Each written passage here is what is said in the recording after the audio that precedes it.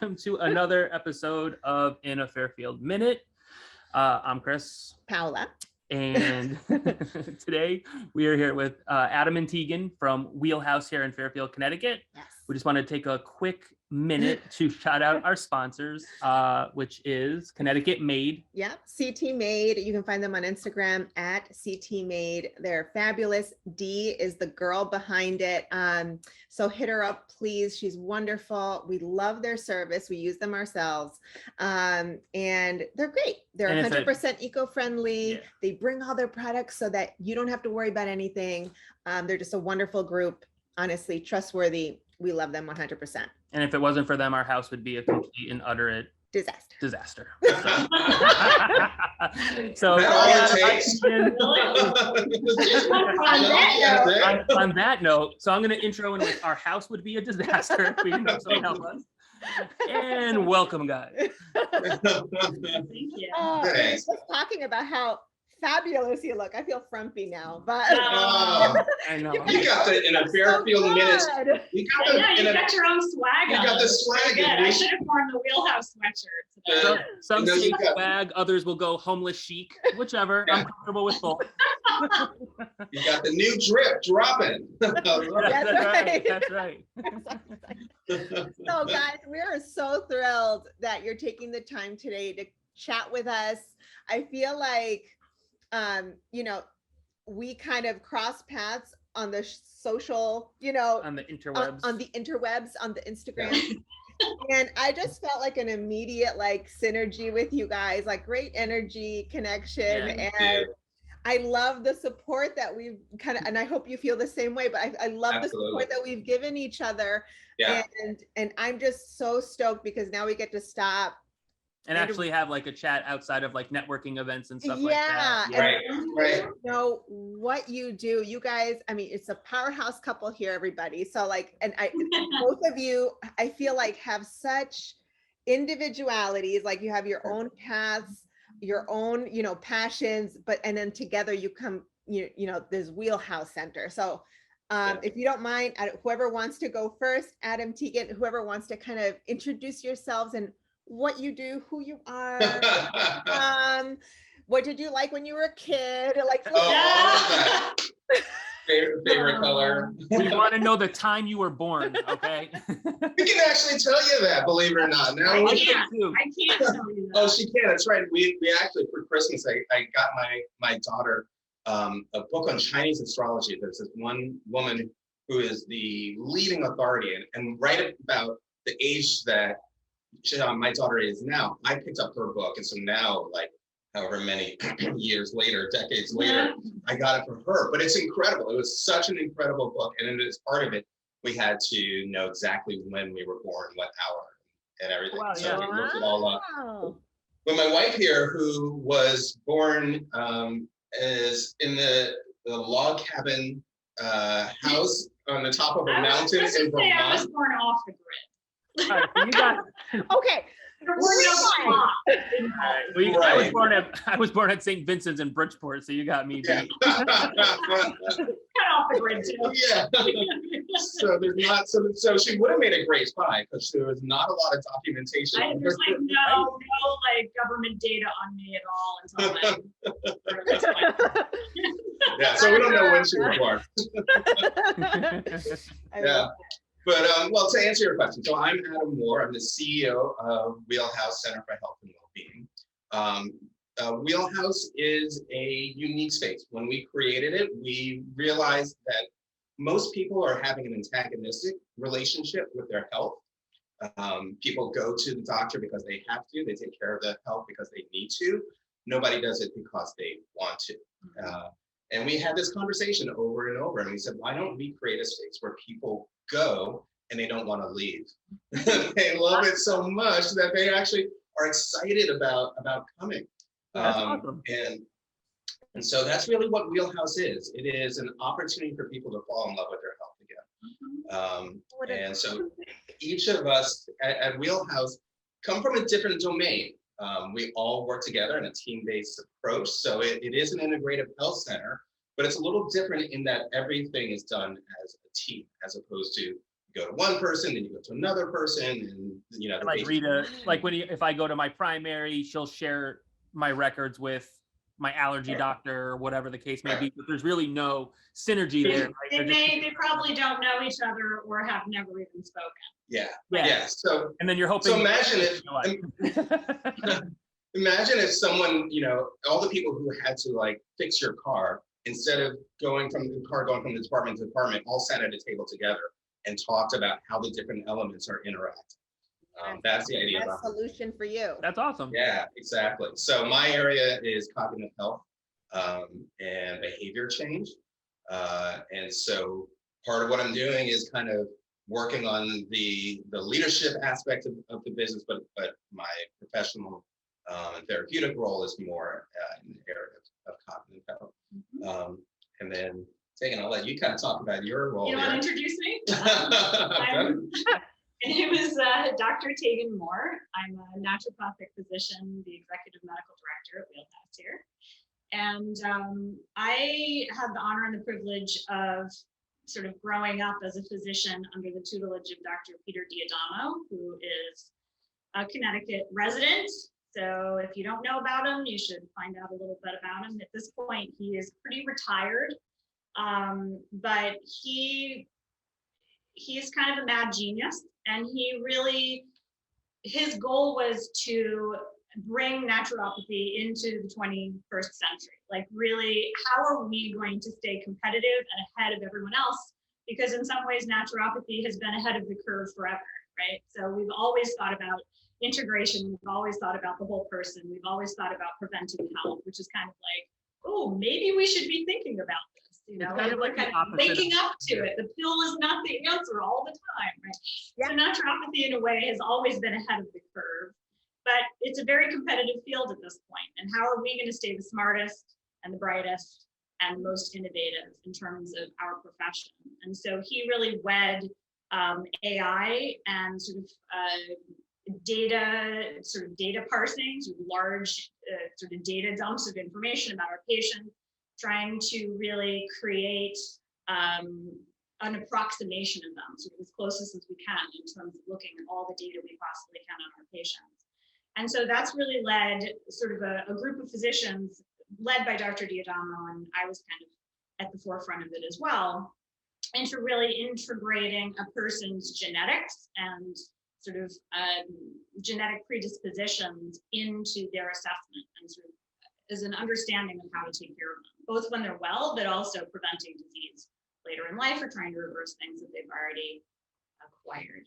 So It seems so logical when you're speaking. I'm like, of course you would do that. But Like, that- doesn't that yeah. seem But like that makes it sense, should though, be the 'cause source of everything? in Western medicine or whatever you want to call it, right? It's completely, to your guys' point, it's 100% like I'm sick, therefore I'll go to the doctor, as opposed to like, I mean, we talk about this all the time, especially with things going on with like, obviously with COVID and all these things going on, like Yeah. very rarely have you heard anyone talk about like working out, eating right, you know, what you're putting in your body that could prevent or, you know, make yourself more susceptible to COVID or any, you know, Anything. type of flu or anything. So I love that you guys do this. This is really awesome.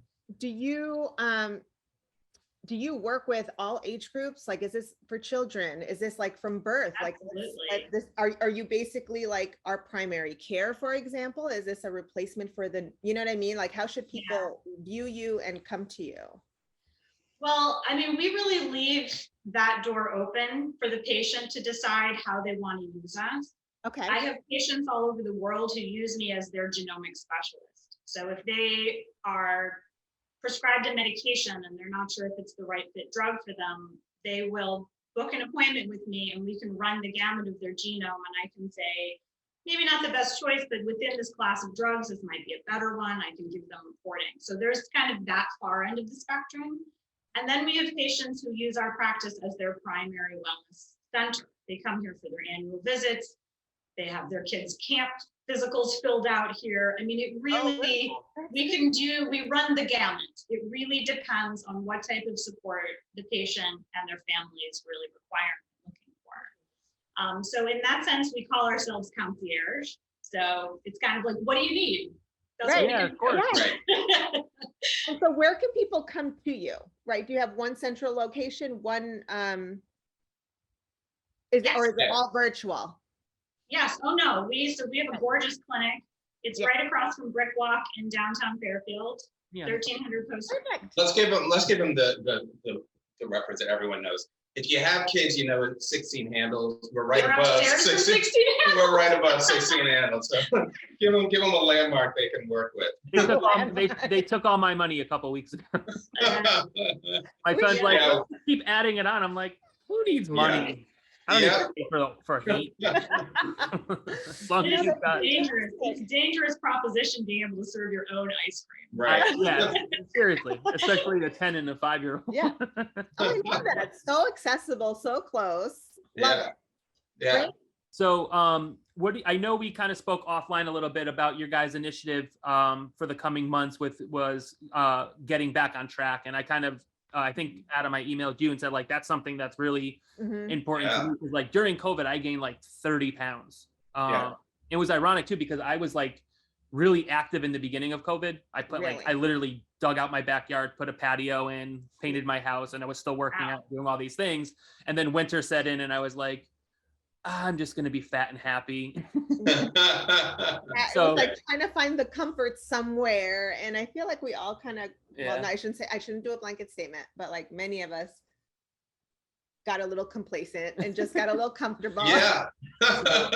Let's focus on other more important things, but that's also not true. You're important. And I think that's the refocus that we need to talk about. So we'd love to learn about kind of that initiative if you want. And, you know.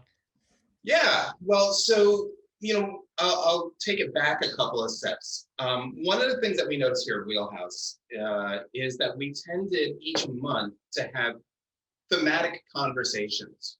Everyone who works here is a nerd for the thing they do. So if you're an acupuncturist, you just want to talk about acupuncture. If you're into genetics, it's not, you know, for me, it's all about psychology and behavior management. But we found ourselves getting into these conversations that were topical, each coming from a different domain. So we decided, instead of keeping those conversations just among the nerds here at the nerd table, to open it up to the public, right? And so we created something that's called the Fix. It's our monthly fixation. What are we fixating on? What's the health topic that we want to talk about and talk about publicly? So each month we pick a different topic, and all of our social media, all of our marketing, our interviews are all typically focused on that one exploration of an idea. So last month we were talking about uncomfortable health conversations, the conversations that you don't want to talk about.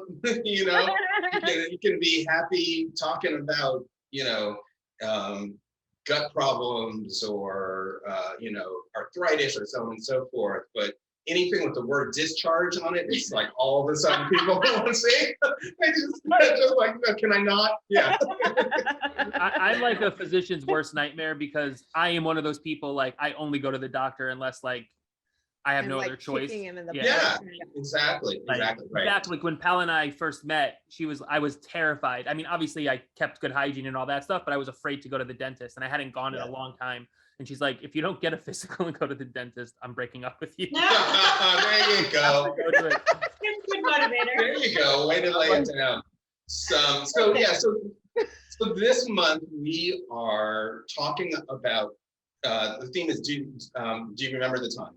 And it's about all of our interest in getting back to a time in our life that we remember having a very particular type of health, or we were operating optimally. A lot of times I hear this in behavior from doctors and lawyers who are like, I don't understand. When I was in law school or when I was in med school, like I was so on, I was able to, you know, do all these things, and it's like lightning in the bottle, and I can't get that again. You know, how do I get back there? Or a lot of times we'll have, you know, patients who are like, oh, I want to get back to my wrestling weight, you know, to my high school. And it's, you know, it's this thing, right? It's this desire to go back to something that you had once before. And you know, obviously that's impossible. So we exist in this kind of state of conflict. where we're trying to go back to something, which of course you can't do while you're also going forward. And so we're exploring that desire to, and our struggle with that, because it's universal. And it's particularly poignant right now. I deal with a lot of kids, a lot of teenagers in what I do, and a lot of what the conversations have been about has been anxiety. And so many kids are trying to get back to pre-COVID lack of anxiety, when they were not quite so stressed, when they weren't having so many sleeping issues, where they weren't having social issues, and it's so our whole exploration right now is really about how do you get the help that you need or that you want, but B, also understand what it is that you're really asking for. At Wheelhouse, we had something that we call the touchy-feely. Mhm. And what that means is when someone comes to us with a problem, whether that's, arthritis or skin issue or so on and so forth, they're not really coming to us because they want us to get rid of that problem. Yeah. They're coming to us because that symptom is keeping them from doing something in life that they want to do. So, and they're often not thinking about that. If it's arthritis, it's because I can't play with my grandkids, right? If it's a skin issue, it's because I can't wear the dress I want to in summer's coming. So when we're trying to heal, we're not trying to get rid of the symptom. We're trying to pay attention to what's important to them and how do we heal so that they have that ultimate thing, right? And so that's what, when we're looking at going back in time, it's like, well, what is it that time really provided for you? Tegan just wrote a wonderful post on Instagram about that, about her challenge, going through some physical issues. And one of the tips that she gave was really getting clear about what it was that you got out of that time. And if you can kind of instill that into, your health goals, as opposed to just how it looked or how it felt at the time, just to be, 30 pounds lighter or what have you. Right. What did that really provide for you? Did it make you more confident? Did it make you, feel sexier? Did it, whatever it was, were you able to get through the workday better? Whatever it was, that's the touchy-feely.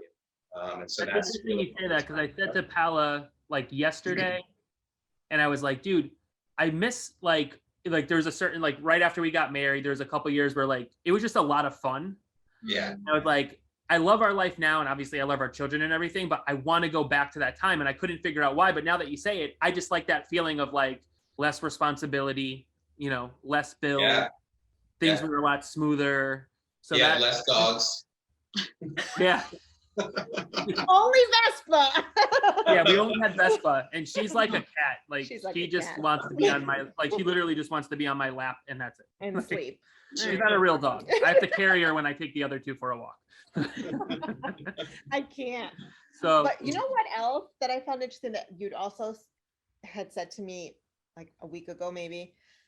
Chris was always talking about like, we all go through our stresses and, different triggers that we have for our anxieties or even depression, whatever. And we're very, we try to be very open about that. We suffer from that. And Chris had said, I find that I'm like, it's either I'm stressing or like hanging on to something that happened in the past that is, it's just like I try to let it go, but it creeps back. Things trigger and come back. And then there's the future, and I'm worrying about the future. I'm worrying about whether it's, am I going to make more money? Is my child going to be okay? He's going into middle school. You know what I mean? Like my son has ADHD, so he's stressed. Like and that's another topic I wanted to come back to. But like, he's like, I find myself, I don't walk into the wall.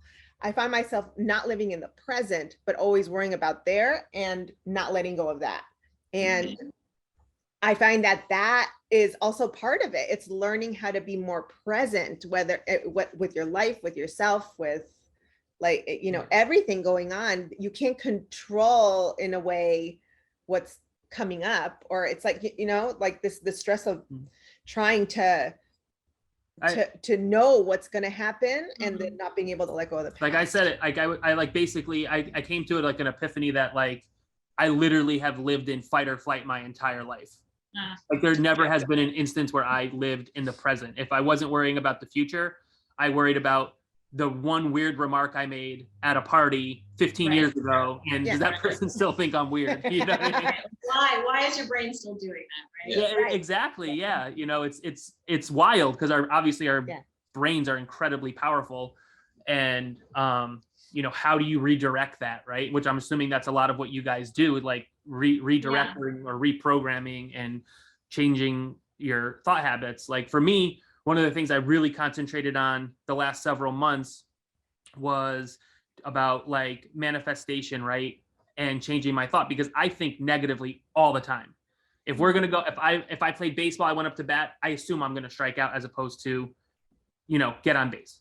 So, you know, instead of that, like I've been trying to redirect my mind saying, okay, if you have a negative thought, like flip it with a positive thought and train your body that way. So what is your guys' experience with that, or with patients that you've had? Do you get a lot of people like that? Oh, absolutely. I mean, that's human nature, right? Yeah. And I totally understand that way of thinking. It's a protective way of thinking, right? It's like if I anticipate the worst outcome, then it's not going to be nearly as damaging to me if it does. Yeah, right. That's a good point. It's like, okay, I'm already prepared for the worst.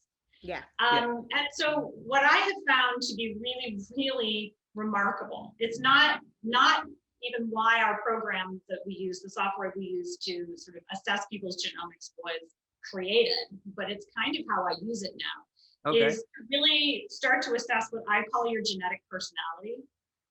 And that spans the spectrum of whether or not smiling faces are something you should make sure you have around. Like, so if there's this one gene that codes for oxytocin, which is our love hormone, right? If you have certain genetic changes in that gene, you respond really, really well to smiling faces. And if you have more of them around, doesn't mean people have to smile at you all the time.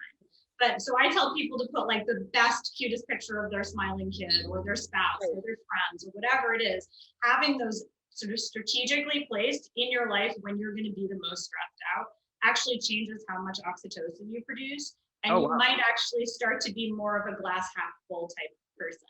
Sure. So there's all sorts of things that if you understand sort of the way in which you're programmed, you can start to support yourself environmentally in a variety of ways, whether it's the types of food you eat, whether it's what you know, sort of putting smiling faces, your actual environment, you know, sort of choices you make about the type of support you sort of draw to yourself, right? So some people have a lot more predisposition for almost like a PTSD response from social engagement, right? So you might be one of those people who are set up to have that gene, and they do have more sort of like trauma brain associations with just regular social interaction, like saying something weird at a party, right? Other people only thrive in those types of social settings. So starting to understand those genomics about yourself, you can be like, well, maybe I'm not like a big gathering party person. Like maybe I need to have more one-on-one dates with my friends. And just making choices like that, you might find that over the next 10 years of your life, you have a lot of less of those types of flashbacks. So that's one way that we use sort of the personalized medicine approach to help you sort of revamp your life by understanding who you are, right? Yeah, I love that, because not everything has to be a pill, right? And I'm not saying that there's anything wrong with pills, right? You know, they exist for a reason and they help people. My experience with them was unfortunately not you know, I don't, like I said, I don't care. Like I was on like 40 milligrams of Prozac, but I was still getting massive panic attacks. Like I'd be out on a bike ride or on my moped, and like last summer I had a massive panic attack by St. Mary's. Luckily I got home safe and everything. You know, and I took some CBD or whatever, and it went away within, you know, 10 minutes. And I was literally saying to Pal, I'm like, I'm on 40 milligrams of Prozac and dealing with a lot of side effects that come along with Prozac that are not fun whatsoever. And I'm still getting panic attacks, yet, you know, I have some Cbd or whatever, THC, cannabis, whatever, and it takes it away within 10 minutes. Well, clearly something's not right here, you know? So I went to my doctor and I was like, this isn't up for discussion. I'm either going to get off of this on my own, which we know is not safe, or you could help me get off of it the right way. So, but I'm not negotiating. I want off of it or whatever. And I've been able to manage like my anxiety and what have you, my depression. And it's not always perfect, nothing is, but a lot better than I was with using, Prozac or whatever. So I think it's interesting. Like, I love that you guys exist, because this is really, really important. And I feel like there's a lot of people who are on medicine, and, myself included, like, I didn't feel like this was going to be my life for the rest of my life. I don't know what else to do, Right. And I manage a lot of it too with exercise and all that stuff as well. But to know that you guys exist, and that there's hope for people who are not getting, not finding success with, I guess, what do you call it? Like regular allopathic, typical mainstream medicine. I don't even know what we call it anymore. I would say the way that sometimes people come in and they look at, they sort of sit there with a little bit of like a shame face because they're on medications and they're sitting in front of a naturopath. And I'm like, listen, I was trained in pharmacology. A lot of naturopaths prescribe medication. We have a nurse practitioner who does all of our medications here. Oh, cool. So we prescribe. So we prescribe. So it's not like medication is necessarily a bad thing, right? Everything is poison or medicine, depending on who you are, the dose, and how you use it. And that's really sort of, I think, a really excellent way to start to think about anything you're going to put into your body. Is this appropriate for me? Is it appropriate right now? Is it at the right amount? And that's really hard to figure out on your own. I mean, you can Google all day long and download 5 different health apps, and you're still not going to know, right? So that's part of the reason why we exist too, is to help you kind of comb through all the nuance and create something that's really personalized for you. And I'm sure you have all sorts of thoughts too. I think your mind working, Adam. You're like, I think you surmised it perfectly. I think the thing is that healing, and if that's really what we're talking about, we're not talking about symptom management, which is kind of what a lot of the solutions are given are for anxiety. We're talking about healing. We have to recognize that that's not a straight path, So Prozac is great, but there's going to be other tools that you're going to need. There's going to be times where it's more effective and less effective. It's not like you're just getting a lift for your shoe and you're like, okay, I'm just going to walk around on this all the time, right? I mean, the conditions change, and anxiety is something which I think people are really coming into relationship with for the first time right now because of the past 2 years that we've had. And we also, of course, have seen a larger amount of conversation. And I would say there's a trend towards more acceptance of mental health issues. But it still has a stigma, and one of the things that I think people don't realize when we talk about anxiety is actually a physical symptom. It's a physical condition, right? Anxiety is exactly as you described it, this fight or flight response where your heart rate goes up, you start sweating, you can't think, you start to feel like maybe people are looking at me or watching me, or I'm being followed. All of these are the amygdala getting turned on. It's Bruce Banner turning into the Hulk, and and what you are experiencing as a mental condition is your awareness of those things. And so we tend to confuse those two. So if you just try to focus on the physical, and not pay attention to your relationship to anxiety, your anxiety about anxiety. In other words, I'm worried I'm going to have a panic attack. Can I go drive down 95 without, veering off? Then you're only addressing half of it. If you only address it as a mental health issue, then you're missing the physiological aspect, which might be all types of triggers, everything from caffeine to just experiences that you might have that are sensory that trigger you. So when people come to us or start talking to me about anxiety, one of the things I ask them is, well, how's your digestion?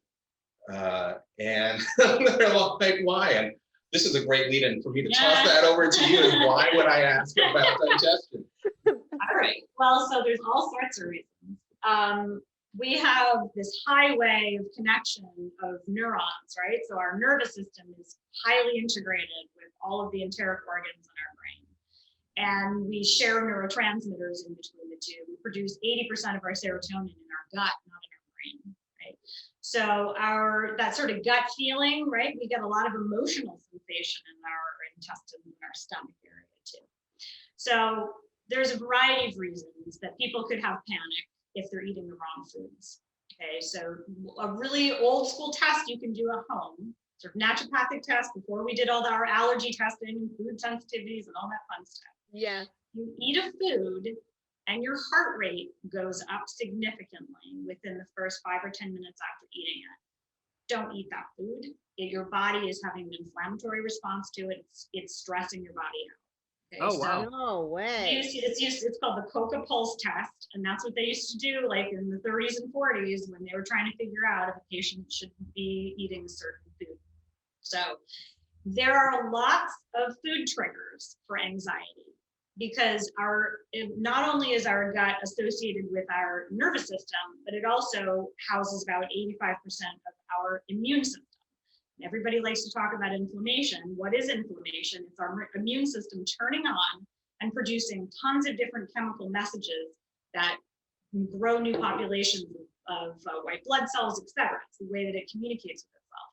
But it causes all sorts of flushing and hives and heart racing and stuff if you have an immune activation when you eat the wrong food. So sometimes when kids come to us and we do some genomic assessment and we see that maybe certain foods aren't right and they're having a panic attack after they have lunch every day and mostly they're eating pizza or french fries or something that we're like, oh, that's clearly not the right food. And if we can get them not eating that, a lot of times their anxiety gets significantly less. So food is number one. That's brilliant. Yeah. It's pretty cool, right? I So like, you can, sometimes great. people's panic just goes away when we change their diet. That's all we do, literally all we do. The other thing is that the bacteria that live in our intestine produce adrenaline, okay? So they produce a lot of adrenaline, some types of bacteria. And so I do gut screenings and we look at everything living in the intestine, whether or not there's inflammation-related microbes, because that affects the whole gut-brain connection. Yeah. And then also whether or not you have a gut filled with adrenaline, because if that's the case, you can spike adrenaline sort of fight or flight response simply by what's living in your intestine. You almost have no control over it. So amazing. Yeah. I'm sorry, before I was like, I keep thinking about my son, like, because there is so much, so much happening right now. And so I'm just bringing it up because there might be people out there who can relate to this or might be, struggling with similar things. But our son is going first, he's 10 years old. Hormones are starting to go wackadoo. Starting to smell. He's starting to smell. Oh yeah.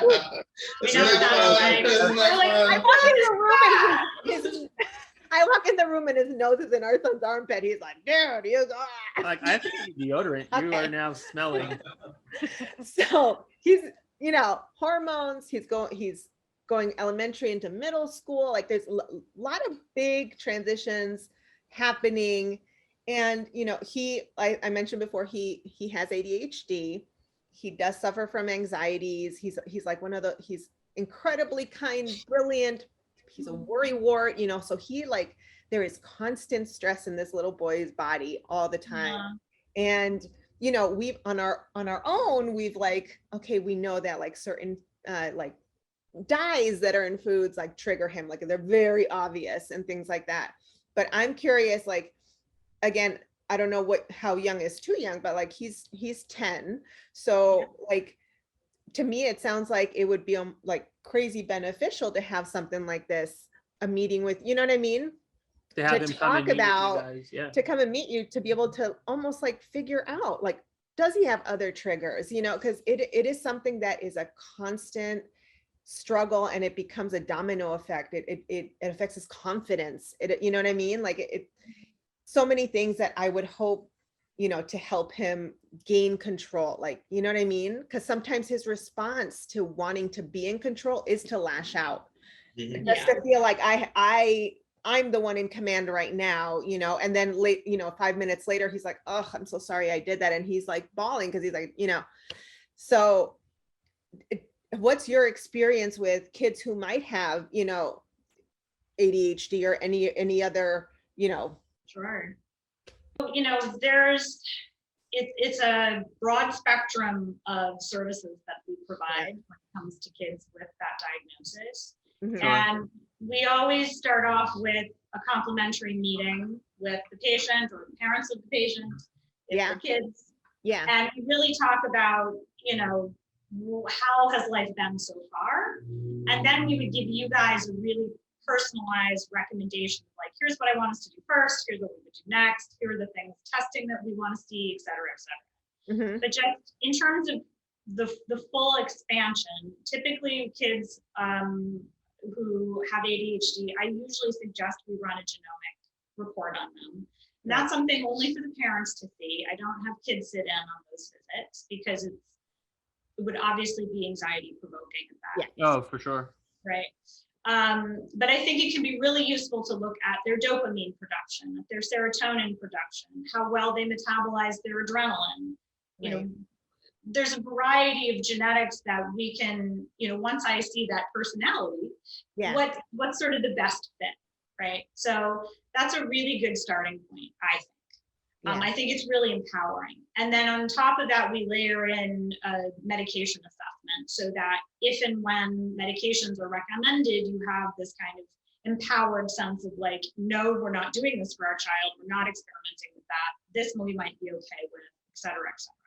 So I think that's every parent should have. On top of that, for somebody his age, we would do what I would call my personalized nutrition approach, which we would really look at some of his genetics and use that as a means to assessing the best choices for his diet. And then depending on what his sort of taste preferences are, we have 2 nutritionists who work with the family to really help that actually happen. Because a lot of times you go to the doctors and they'll be like, are you eating your fruits and vegetables? Are you getting enough protein? No, eat more. It's like, okay, So That's we give literally it. So we give a comprehensive nutrition plan. We give you a personalized recipe guide with cooking instructions. And you also get a session with our nutritionist right off the bat. It's part of the first package. And we really talk about what your kid's willing to eat, what they might be willing to experiment with. Do they like cooking themselves? Are they making their own snacks? Right. Are there restaurants that you guys go to regularly? We just talk about all of that stuff so that it actually works for you. Right. Brilliant. And then, Adam, I don't know if this is also where you might come in too, because like we've had to have, in the past, like have people advocating for our child and also for us to understand what's happening and how to better, improve his environment or make things, work for him. Right. And I feel like that's an integral part of building a plan. Absolutely. Yeah. And so usually with that personalized nutrition session, they're also doing a session with me. When we start talking about kids and we talk about ADHD right now is kind of used the way heart disease is used as a term. It's like a catch-all, it's really so general and does not take into account some of the nuances of why is a kid having difficulties. Are they having those difficulties in all of the same contexts or does it change? So we talk about, a child, particularly boys at around 10 or 11, neurologically, something very unique is happening in the brain. It's one of 3 times in the brain when the neurons are actually unwiring and then rewire again, right? So they literally come apart and then they start to reform. And this is the age where you see a child who suddenly is into one thing for 6 weeks and then like they let go and then they're into something else. They're doing one thing, but it's because the brain is literally letting go of things and then trying everything new, different experiences, different instruments, different languages, so on and so forth, and then kind of coming back together again as it starts to form its new identity. So this is often the time when, if you think back to like times that you learned a language or you learned an instrument or something like that, it's usually right around that age because that's when all of that is starting to reform. But that can also appear as like someone who's not paying attention or who is having difficulty kind of figuring out, what they're doing or what they're into. And so as well as they can be aware of that dynamic. And as I was talking about the anxiety, that alone can cause a bunch of issues that can mask as some kind of deficiency. So what I really work on is helping them understand what's going on for them.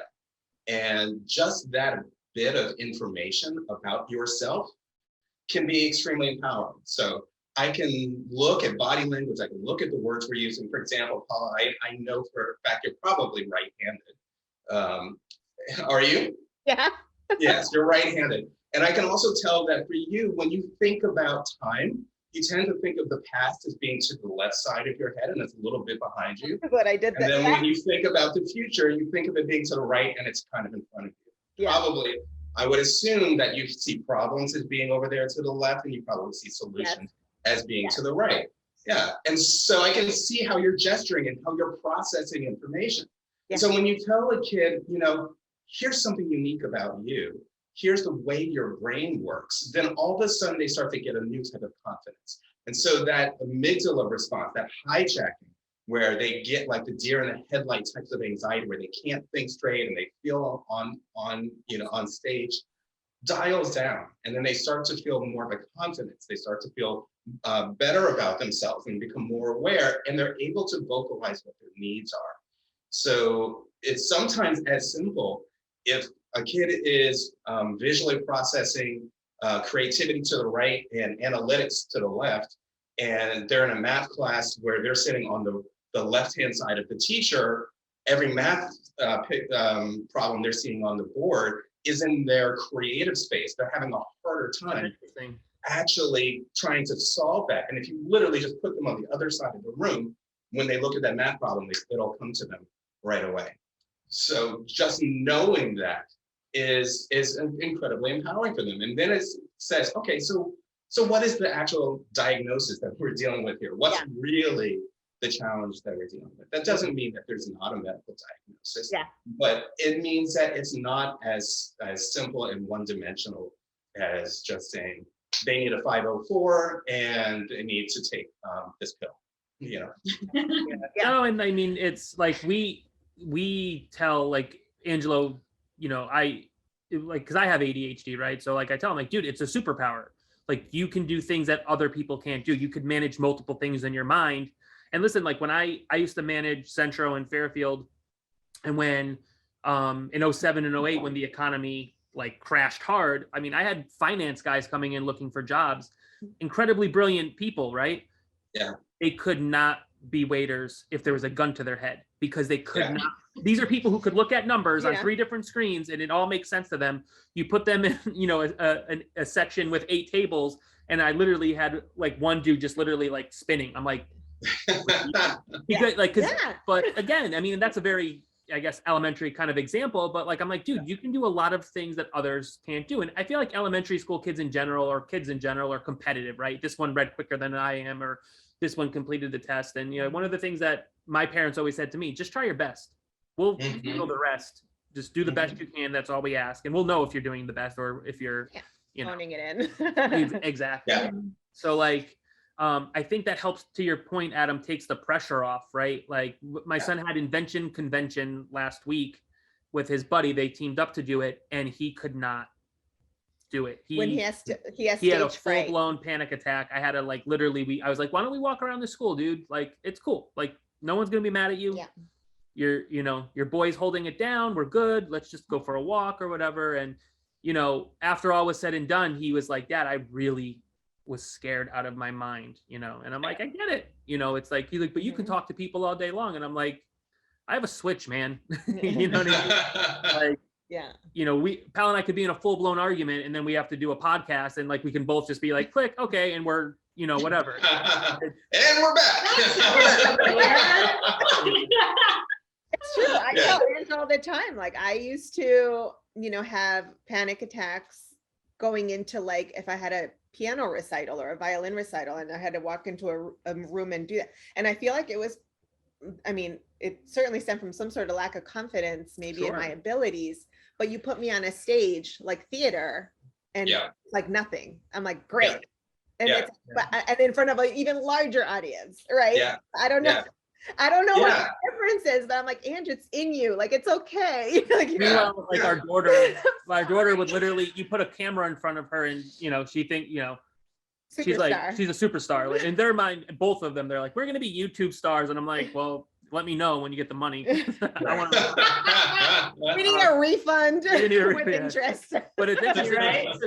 She has no fear in the world, but she's also like the one who like walk into a wall and have to get 3 stitches in her head. Which, so, I mean, we all have our, you know, Angelo, thank God, has never really been in the hospital, but our daughter, like, she's only 5 and she's been in like 6 times. I'm like, they're gonna call the cops on us or something. Like, I swear. Either, I love that you guys have this approach, because I think it's important, and I think it's kind of like we have to look at wellness like we look at any kind of conflict, right? There's party A side, you know, party B side, and then the truth that lies in the middle in D side, or whatever you want to call it. And I love that you guys take on both sides of this and make sense of it, and it gives people hope. You know what I mean? And I think that's really important, because we do and again, it's 2022, so I just want to be very clear. No one here is against modern medicine or pills or anything like that. I just like that there's an alternative to something if it doesn't work for you, because we have like a lot of friends who have you know, autoimmune diseases, and I remember a lot of these people spent a lot of their time thinking they were like batshit crazy because they were really feeling what they were feeling, but they had doctors being like, there's nothing wrong with you, we don't know what to tell you. And then all of a sudden you hear about Crohn's and what's the other, like the other one that's a really big one, I'm having a brain fart, but all these other autoimmune diseases that have like a, you know, this impact on people. And it's not just like, oh, it's an inconvenience. I mean, these are like debilitating diseases that have been cured a lot through you know, homeopathic ways and understanding, like you guys, what you guys are doing, understanding your body. What can I consume? What can I consume? I mean, we did a test with Angelo is a perfect example. Give him a Twizzler and he will be a complete and utter maniac. And then he comes down from it and he's like, whoa, you know, that was and I'm like, yeah, it is. Now who's going to clean this up? So it's like we learn through trial and error. And of course we're, you know, and again, Angelo's on medicine for his ADHD and it works for him. And we let it his choice. We've said to him multiple times, like even I said to him last week, I go, listen, if you don't want to take this medicine, we're okay with that, dude. And he looked at it, he says, you know what? It works for me, Dad. It helps. It works, you know, like he went up to Palo when we were dead against it and we had a therapist. And I said, the first thing out of my mouth was, if you plan on putting my kid on medicine, it's not going to happen. And, you know, he sat with Angelo for 6 months or, you know, worked with Angelo for 6 months. And he goes, we play Legos and it's really hard for him to keep it together. He's like, I will never force you to do anything, but this is my advice. His pediatrician Peter agreed as well. And we gave it a shot. And after about a month or so, he went up to Palo. We were standing in the kitchen over there. And I'll never forget it. He says, Mom, you know, thanks for you and Daddy for getting me this medicine because my brain doesn't hurt anymore. And he was at the time, so you know, he was going into 2nd grade. And it was very interesting and it works for him. But we also give him the choice. Listen, if it doesn't work for you and you don't like it, we don't have to do it. And but I also think that for me, like hearing, we're just saying it over and over, but hearing everything that you guys do and everything you offer, that's like I feel like for me as a mother and caring for my family, I feel like it's, oh my God, I'm going to cry. It's the missing piece to make sure that we're setting him up, you know, because I don't want it to be just like, oh, that's a thing that worked. The medicine is a thing that worked. So it's controlling it, but I want him to be in control. To your guys' point, it's about addressing the issue, not putting a Band-Aid over it. You know, it's like putting a Band-Aid over a bullet wound, right? Like, no, of course not. And like, you know, I mean, we're definitely going to consult with you guys offline and set up something to bring Angelo in because, you know, he is, you know, again, I had ADHD. I was fortunate. I didn't go down really any bad paths, but it affected my ability for education, right? I wasn't confident. I didn't believe in myself and stuff like that. Where nowadays, I mean, the statistics that are for children with ADHD, I mean, they're like 3 times more likely to pick up an addiction, you know, and so on and so forth. And there's such intense, these are true statistics that happen, but you guys exist to actually treat the symptom, right? And treat the We're looking at the cause. Right. What is the root cause? How do we turn it inside out, understand what the cause is, and then go from there, if I'm explaining that properly. Mhm. And I think that's huge, because I don't like the idea of just putting a Band-Aid over a bullet wound and hoping for the best. Right. There's too many variables, especially in the modern age that we live in, with computers and cell phones and all of these gadgets and what have you. It's not the same for, like when we were growing up.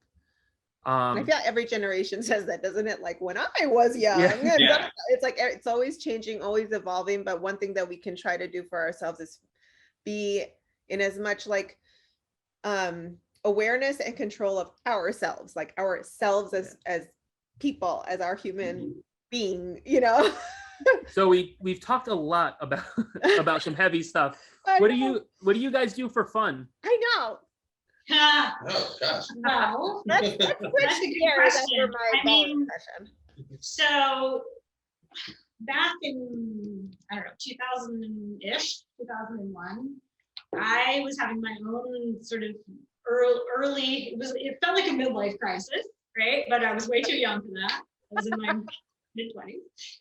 And I had trained as an architect, and I was not what I wanted to do, and I had no idea what I was going to do. And Adam and I went out to lunch, and I had been having all sorts of health problems, and I literally would go into my doctor's office and say, they would say, here's the thing, like here's this thing, take this. And I would say, it's not fixing it, and I want to know why this is happening to me. And they would go, I don't understand what you're asking me. Like they would not know how to answer that question. It would just be like, what are you talking about? You have this diagnosis. This is the pill. This is what you take for that diagnosis. Yeah. And it was just this growing bubble of like, why aren't we able to treat humans like humans? Like, why am I not being treated like a human? Why am I not being given the respect that I should be given? And how come nobody knows what's going on? Like, and that just stuck in my craw. And I remember going out to lunch with Adam and being like, I need to like fill that space. I remember being like, what could I do to fill that space? Could I be an acupuncturist? Could I be a massage therapist? Like, what's going to get me there? And Adam was like, have you ever considered being a physician? I was like, oh yeah, that's what I'm going to do. And then we never took vacation ever again. Were you guys married at this point, or dating? No, not yet. We got married 2 years later, but we had been a couple we met in 98. So we had been a couple for a while.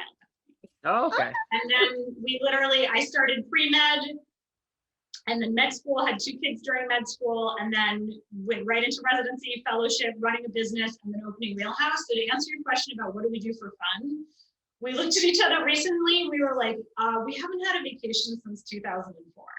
Oh my God, guys.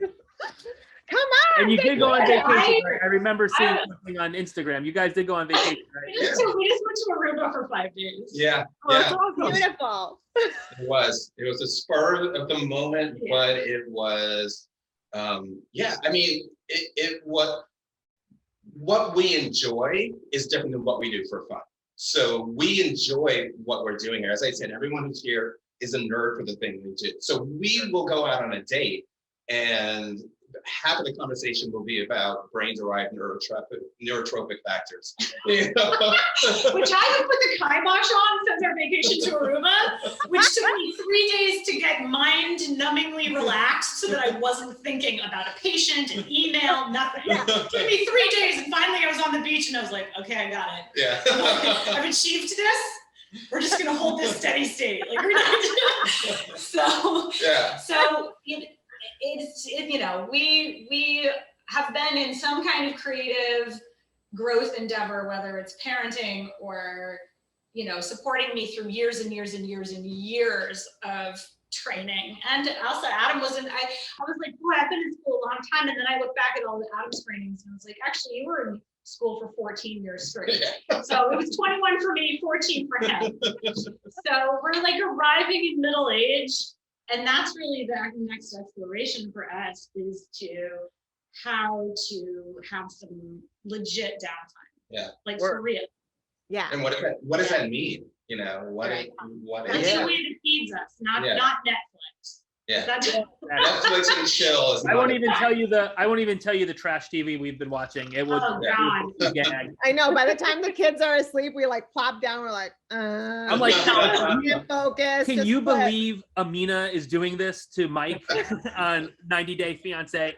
Can't believe it. This guy's a moron, you know. Yeah. And I look over and she's snoring. And I'm like, all right, well. Right? Yeah, that'd be that one. Yeah. Like, you have to wake up. I'm not watching this crap again. I'm not watching Naked and Afraid alone again. I know. Oh my Oh my God. God, That's it's so amazing. funny. But we're the same. Like, We're the we're same. together 24/7 basically. And, Yeah. you know, But it works for us. I love well. that we are now. We were a couple that never saw each other. It's true.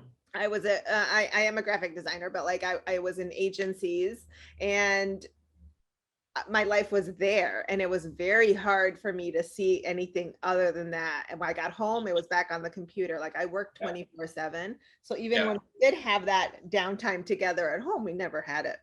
And so since I broke away about 6 years ago to do my own thing, like we have literally, we talk about it sometimes almost like we're dating again in a way. Like Mhm. we're actually, wow, we're hanging out, we're having conversations, we're getting to know each other, and we really know each other on a crazy level. I mean, talk about thinking back when, right? Remember when, and it's like, yeah, it was great, whatever, but I also feel like I know you so much better now. You're the same person, but you're a completely different person to me, and it's an awesome thing. I just love. I imagine what you guys with all of like education, like schooling and all that stuff, like you're out of pocket for a long while because you're got to get your head down and do what you're going to do. Yeah. And then you poke back out and your guys are like, oh, hey, you're still here. So that's a plus. I know. Are you guys reading? This is one of the questions we always ask. Like, are you guys reading anything that you want to share that you'd like to recommend to anybody or a movie or anything? Other than a clinical study? I know. I'm so boring when it comes to that. That's okay. What one of the things which I've been really interested in for the past year is chronotyping, which is looking at when are you performing optimally at different times of the day. Mhm. Okay. So it is whether or not you're a morning person or an evening person, or what we call a night owl or a lark. You know, when should you be doing a creative project? When should you be doing your like taxes and finance and so on and so forth? And there's a new book out, not that new. It's called When by I think Daniel Pink. It's either Daniel Pink or David Pink. I forgot his first name. But it's a really great foray into understanding chronotyping, and I've been sharing that with clients a lot. Oh, very cool. Oh, I love that. It's just another dimension by which we can know ourselves, you know? Yeah. And it also explains exactly, like in a relationship, why one of us is falling asleep while the other one is still, you know, up tapping away on the keys and not feeling bad about it, you know, not feeling like, oh, I should be doing some support. I should still be working, you know, I should be able to get up early, you know, and get my day started. I've always wanted to be the guy that gets up at 4:30 in the morning and starts working. Because I heard someone who I really admire say that that's what he does. He also does yoga and goes running. I hate yoga and I do not run. So No, it's not the right fit. it's not the right fit, you know? So when I let all of that mishigas go and just recognize what is my preferred form of exercise, what is my time that I'm most optimal for doing certain things, and not holding myself to other people's standards, but understanding myself better, it really became empowering. And then I became just, you know, more complete as a person. I don't want to use the word productive because I think we focus on productivity too much, but a little bit more complete. Yeah. So I love this. I love anything that really kind of helps us understand our process better. Sure. I love that. That's the area that I work in. I created an area called process cognition. And it's really looking at what is your individual process for thinking, whether it's spatial and time reference, Right. you know, or Yeah. it's your chronotyping, or it's even your relationship to exercise and understanding what type of exerciser are you. You know, and when you understand that, you can stop feeling bad about the fact that you haven't been going to the gym, or you know, you haven't Or been you sick start of your- feeling really bad about not going to the Start gym. feeling really bad. But I think too, like that's kind of the new trend on social media, right? And it's like I follow a lot of these guys, right? Like it's all to your point, Adam. It's like, oh yeah, you got, you know, you got to make the most out of every second of the day because you know it's that very much that kind of hustler alpha mentality where that doesn't jive with me. I think balance is obviously in anything is very important. And I made like a post about it, I feel like a couple months ago, because like you see so many people pushing people to like, yeah, you need to be up at like 4 o'clock in the morning and doing these things and so on and so forth. And it's like, not everyone is a morning person, and that's okay. You know, it's okay if you want to get a bulk of your work done between 11 and 3, or, you know, I have a lot of friends who are artists and they do a lot of their work from like 9 o'clock at night until 5 o'clock in the morning, and they sleep for a good part of the day. You don't have to be that 1 or 2%. I think Jordan Peterson said there's 2% of people in the world that are driven so far that they just, that's all they know. Like being the best. If they couldn't be the best every day, they wouldn't be able to function properly. That's like scary to me. Like, it's also dysfunctional. Totally, yeah. Like That feels I mean, extreme. but if it works for you, God bless, and do your thing, you know. I'm gonna still eat ice cream. Circle back to 16 handles. Back to 16. Back to ice cream. Self-serve ice cream. It always comes back to ice cream. Oh my God. I love Guys, thank you so much for your time today and explaining everything you do. And we'll probably talk about once we get Angela in there with you guys, we'll talk more about it as well, because it's so interesting. And just know, like, we appreciate you guys for doing what you're doing and just helping our community and, you know, making people feel better and understanding themselves. I think that's awesome. Yes. Well, we appreciate having the opportunity to talk to you guys. I think one of the things that we share is that we all know how unique it is to be in business with your partner, and the unique challenge that is provided by that. So we love what you guys are doing here, and the way that you're supporting the local community. Thank you very much. Yeah, and we're also really pleased to hear that this resonated with you so much, what we're doing. And for any of your listeners, if anyone else is listening and they feel like this resonated, as Tegan mentioned, we do complimentary consultations with our health strategy team, which means they'll sit down in a 3-way conversation with Tegan, myself, and one of our nutritionists, and we will take a look at your health challenge, or your child's health challenge, or your parents' health challenge. And it's a real conversation. It's not, you know, a 7-minute Google form, and then you're out. We really kind of give a little dive into it. And that can happen virtually, or that can happen here at Wheelhouse. And we can talk about how we might be able to help you heal for real. Well, I want to come in though, because it looks super cozy. I know. And nice. Please do. So a perfect segue as we kind of wrap this up. What is the best way for people to reach out to you, to find you on Instagram, or however you're at? Yeah. So we are on Instagram. We're also on Facebook, LinkedIn. If you just look for Wheelhouse Center for Health and Wellbeing, you'll find us. Our email, best way to get in touch with us is frontdesk@wheelhouse.health. It's not .com, it's .health. Or ask a friend, because someone you know probably has heard about us. Or just hit us up and we'll point you in the right direction. That's right. Yeah. Or just find 16 handles and come on upstairs. Yeah, there we go. It'll be perfect. Bring ice cream. Bring ice cream, exactly. Bring everyone some ice cream. Let's start it up right. Yeah. Love it. Well, thank you so much, Adam. I feel like I'm always it's Tegan, right? Are we saying your last name? Tegan. Tegan. Sorry. Beautiful.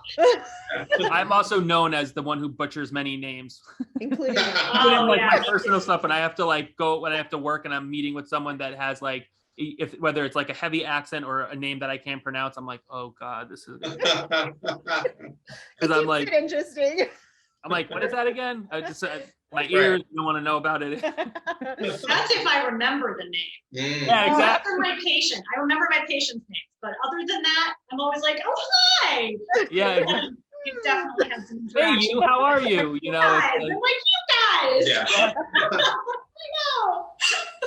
Yeah. one of the first things I learned when I got into sales is I remember a sales manager was like, just say their name 3 times at some point during the conversation and it will stick or something like that. Sometimes I remember to do that, and other times, like, I completely Brutal. like, or Pal is like Yeah. the worst though, where she'll like, I'm horrible. I'll be like, dude, you need to introduce me to people. She doesn't introduce me, and I'm just like, you know. I'm the worst.